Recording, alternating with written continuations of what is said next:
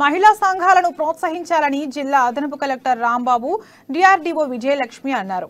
నిర్మల్ జిల్లా కలెక్టర్ కార్యాలయ ఆవరణలో జిల్లా గ్రామీణాభివృద్ధి ఐకేపీ మహిళా సమైక్య సంఘాలు పండించిన ఆర్గానిక్ జామ పండ్లను విక్రయించారు. దీంతో పాటు మహిళా సంఘాలు రూపొందించిన బాత్ పౌడర్, టూత్ పేస్ట్లను అధికారులకు అందజేశారు.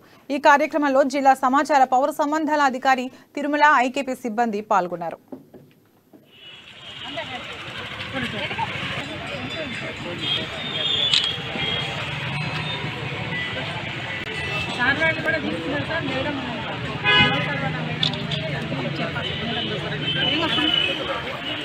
బాబు మేడం అచ్చాడు బాబా మేడం